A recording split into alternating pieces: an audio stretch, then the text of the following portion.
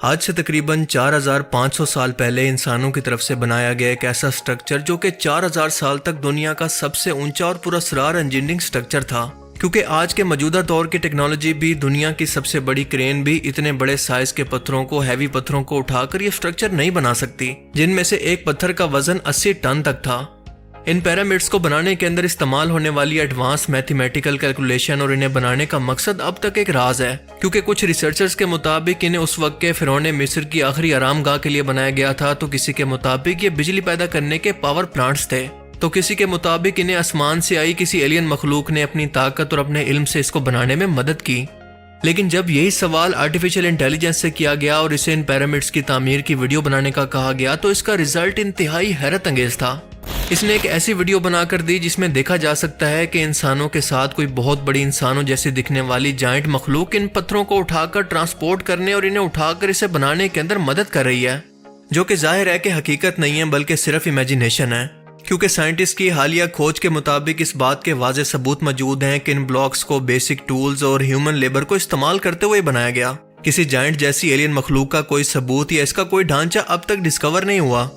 लिहाजा पिरामिड्स के स्ट्रक्चर के लिए एलियन जैसी किसी मखलूक का तस्वुर एक बिल्कुल इलॉजिकल सी बात है, और इसकी वजह यह है कि लोग अब तक इसके बनाने के मकसद को ना समझने की वजह से इससे खौफजदा हैं। लेकिन आर्टिफिशियल इंटेलिजेंस किस तरह से एडवांस होकर मुस्तकबिल के अंदर इस पर एक मुकम्मल फिल्म भी खुद से बनाने की सलाहियत रखती है, ये मंजर देखना इंतहाई हैरत अंगेज है, जिसका सबूत ये वीडियो क्लिप है।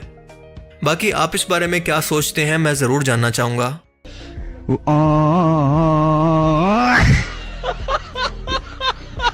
एलॉन मस्क की कंपनी स्पेस एक्स का फैल्कन 9 रॉकेट, जो कि सैटेलाइट, कार्गो और एस्ट्रोनॉट्स को स्पेस स्टेशन तक पहुंचाने के लिए इस्तेमाल होता है। ये रीयूजेबल रॉकेट है जिसके एक मिशन पर 50 से 70 मिलियन डॉलर का खर्चा आता है, जिसमें से सिर्फ 2 से 3 लाख डॉलर का खर्चा सिर्फ इसके फ्यूल का होता है।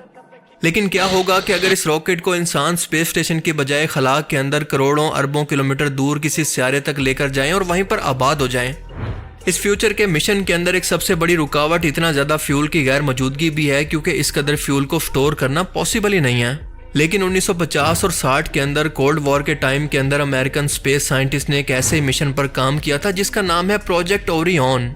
और इस रॉकेट के कॉन्सेप्ट के मुताबिक साइंटिस्ट ने एक ऐसा रॉकेट बनाना था जो कि बिना फ्यूल के छोटे से न्यूक्लियर धमाके को इस्तेमाल करके अपने आगे मौजूद थ्रस्टर से इस रॉकेट को अनलिमिटेड स्पेस ट्रेवल तक ले जाए, स्पेस में बिना किसी फ्यूल की जरूरत के, बिना किसी जगह पर रुके। Just imagine that.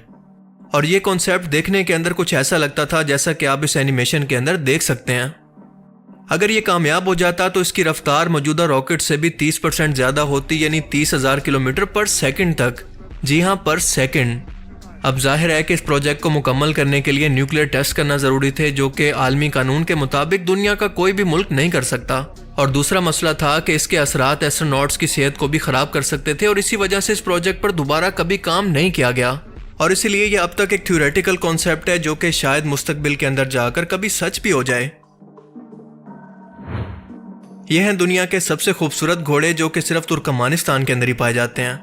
इनकी स्पीड, इनका स्टैमिना, इनकी इंटेलिजेंस और सबसे बढ़कर इनकी खूबसूरती इन्हें दुनिया में सबसे यूनिक बनाती है, क्योंकि इनके शाइनी बालों की चमक को देखकर इनका नाम गोल्डन हॉर्सेस भी रखा गया है, जो कि धूप पड़ने पर इस तरह से चमकते हैं और कई रंगों के अंदर पाए जाते हैं और अपने यूनिक कलर की वजह से इंतहाई खूबसूरत लगते हैं।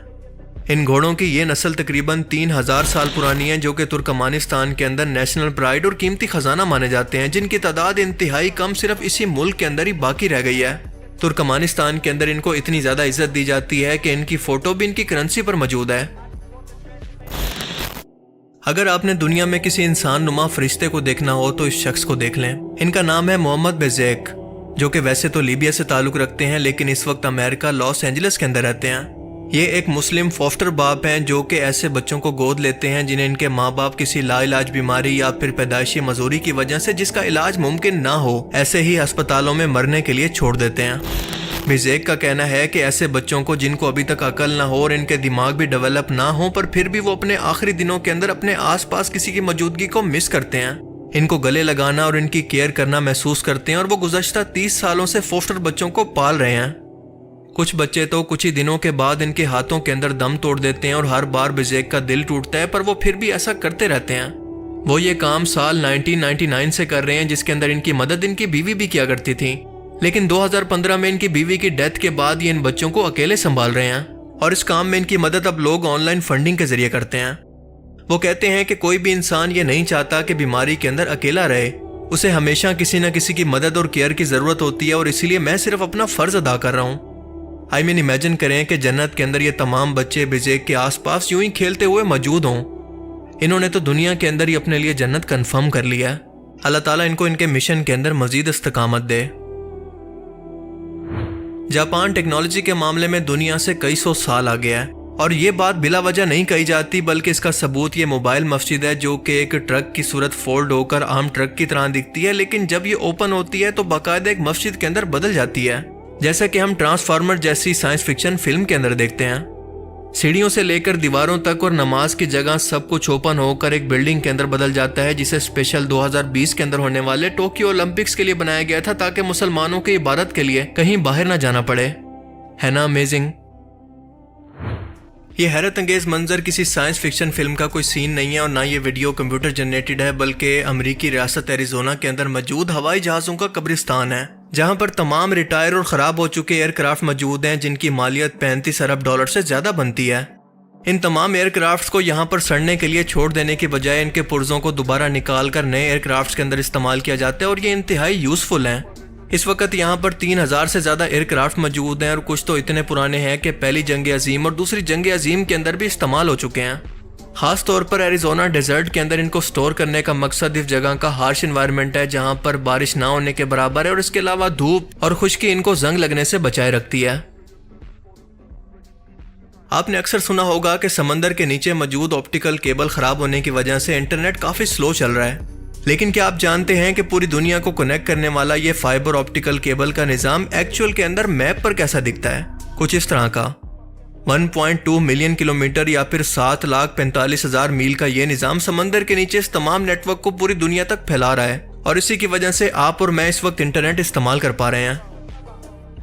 क्या आप जानते हैं कि एक ऐसी अजीबोगरीब किस्म की टेक्नोलॉजी तैयार की गई है जिसका नाम है टेंजिबल यूजर इंटरफेस, और इस टेक्नोलॉजी की मदद से एक जगह पर मौजूद शख्स के हाथों को स्कैन करके हजारों किलोमीटर मौजूद शख्स को, जिसके पास एक ऐसी डिवाइस होगी जो कि क्यूब्स की सूरत में होती है, इन क्यूब्स के अंदर रियल टाइम के अंदर हाथों की मूवमेंट के डाटा को ट्रांसफर करके किसी भी चीज को टच करना या फिर होल्ड करना मुमकिन है।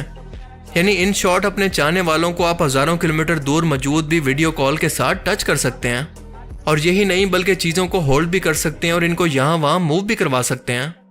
आई मीन जो लोग ये कहते थे कि काश कमेंट सेक्शन के अंदर थप्पड़ मारने का ऑप्शन होता, तो ये टेक्नोलॉजी रियल टाइम के अंदर बन चुकी है, लेकिन आप इसको कहां पर इस्तेमाल करना चाहेंगे मुझे कमेंट सेक्शन के अंदर जरूर बताना। तो आज के amazing random facts around the world की सीरीज में सिर्फ इतना ही। आपको इनमें सबसे अमेजिंग फैक्ट्स कौन सी लगी और क्यों, अपनी कीमती राय का इजहार कमेंट सेक्शन में जरूर करें। Thanks for watching this video. अल्लाह हाफिज। खत्म। Bye bye, tata, goodbye, गया।